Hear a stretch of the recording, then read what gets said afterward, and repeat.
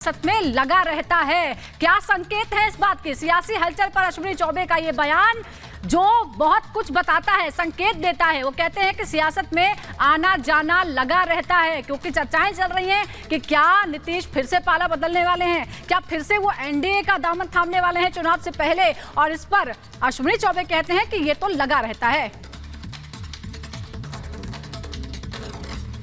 भाई नीतीश कुमार जी तो अब आपके साथ नजदीक हो रहे हैं, देख रहे हैं। नजदीक हो रहे हैं, सवाल ही नहीं उठता है।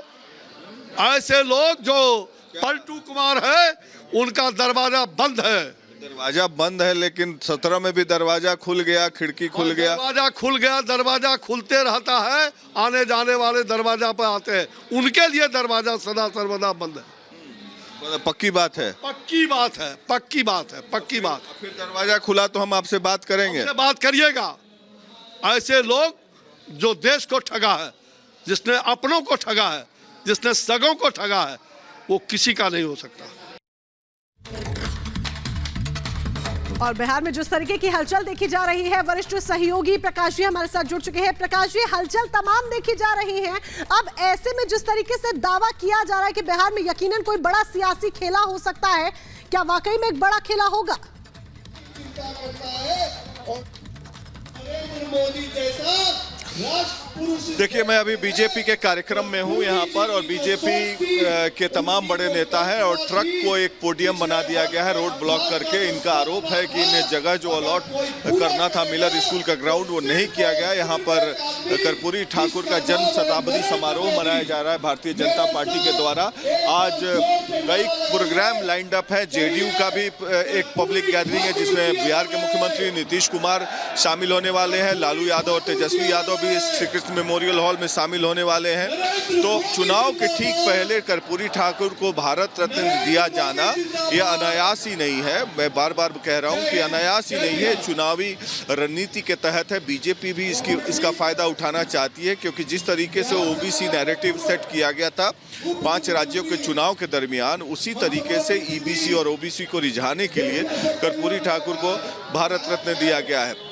अब इसके चुनावी सियासी मायने क्या हो सकते हैं, ये देखने वाली बात है। क्योंकि जिस तरीके से आज ममता बनर्जी ने इंडिया अलायंस से वॉकआउट किया, नीतीश कुमार खासे नाराज चल रहे हैं। दोनों राजद और कांग्रेस पार्टी से कन्वीनर का पद ठुकरा दिया, और अब कल गवर्नर से मिलते हैं 40 मिनट 1 to 1। शायद बीजेपी के बड़े नेताओं से भी बातचीत हुई है, कुछ खिचड़ी पक रही है बिहार के राजनीतिक गलियारे में। तब देखना है क्या होता है। क्या नीतीश कुमार क्या पॉलिटिकल रिअलाइनमेंट कर सकते हैं, सबसे बड़ा सवाल है। और सारे चौक चौराहे पे यही चर्चा हो रहा है, क्या नीतीश कुमार और बीजेपी फिर से एक साथ आने वाले हैं।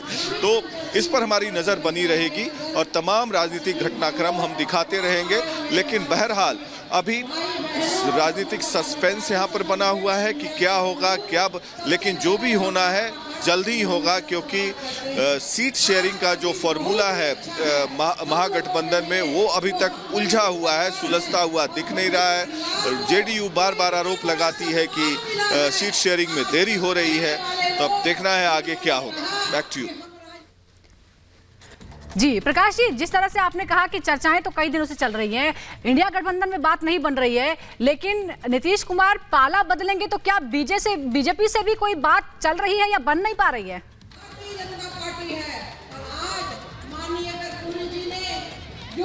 देखिए, बीजेपी के यहाँ के जो नेता हैं उनको अता पता भी नहीं होगा कब बात हो जाएगी। और जैसे कि ये लोग खिड़की दरवाजा बंद करने की बात करते हैं, इसीलिए मैं बार बार इन लोगों से कैमरा पे बुलवाता हूं कि खिड़की खुला तो फिर मैं बात करूंगा आपसे। क्योंकि पिछले बार भी यही हुआ था, खिड़की दरवाजे की चाबी इनके पास है नहीं। खिड़की दरवाजे की चाबी जो है वो 2 ही आदमी के पास है, वो है नरेंद्र मोदी और अमित शाह। तब वो, चूंकि ये चुनाव प्रधानमंत्री नरेंद्र मोदी का है, तो वो अपना नफा नुकसान देख के ही कोई सियासी जोड़ घटाव करेंगे या अलायंस करेंगे। तो उसमें अभी वे आउट हो रहा है। यहाँ के लोगों से भी बातचीत हुई है, फीडबैक जो हमारे सूत्र बताते हैं, और उसके हिसाब से फिर कार्रवाई होगी। लेकिन जो मेरा अनुभव कहता है कि बिहार के राजनीति में कुछ होने वाला है और कुछ बदलाव के संकेत मुझे मिल रहे हैं, जो आने वाले दिनों में पता चलेगा कि क्या होने वाला है, और कुछ बदलाव तो जरूर होगा। Back to you.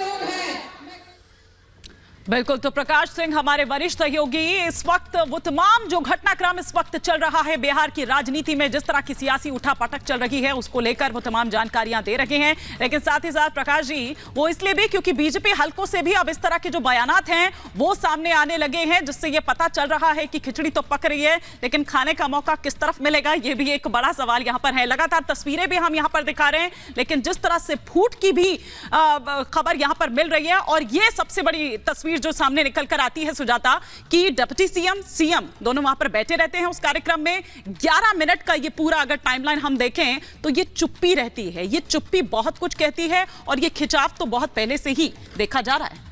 बिल्कुल, खिंचाव इसलिए क्योंकि कई संकेत ऐसे मिलते हैं कि लालू चाहते हैं कि नीतीश कुमार अब पीछे हट जाएं, केंद्र की राजनीति करें और तेजस्वी को मौका मिले।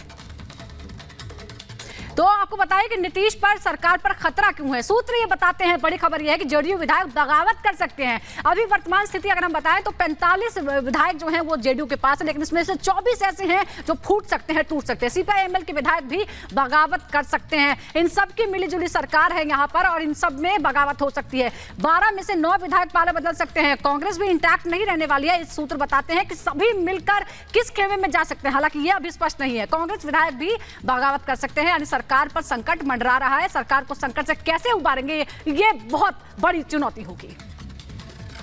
और इस बीच हम आपको बता रहे हैं, क्योंकि खबर ये है, देखिए, और हम क्यों कह रहे हैं, क्योंकि नाराजगी चल रही है। जेडीयू के कुछ लोग आरजेडी की जो दबदबा है उससे नाराज हैं। ललन सिंह को अध्यक्ष पद से हटाया गया, तब भी इस तरह की खबरें थी कि लालू से करीबी हो रहे हैं वो, इसलिए उनको वो जिम्मेदारी से हटा दिया गया, वो चुनाव लड़ेंगे।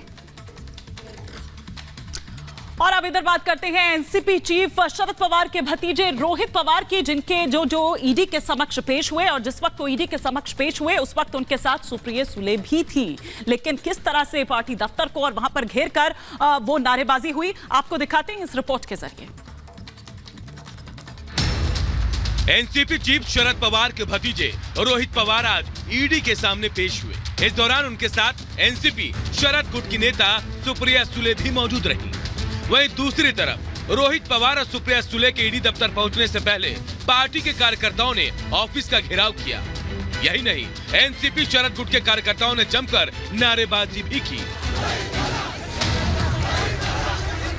वहीं सुप्रिया सुले ने इस कार्रवाई पर ही सवाल उठा दिए। एक तो दबाव किस बात का, अगर हमने कुछ गलत किया ही नहीं है तो दबाव किस बात का। लोग तो पूरा कोऑपरेट करेंगे। ईडी, सीबीआई, एजेंसीज, जो भी हो एजेंसीज, जब हमें सवाल करेगी हम पूरी ईमानदारी से, रिस्पेक्ट से उनके हर सवाल का बड़े आदर से हम जवाब देंगे। शरद पवार के भतीजे रोहित पवार को Maharashtra state cooperative bank case में धोखाधड़ी को लेकर पूछताछ के लिए बुलाया गया है।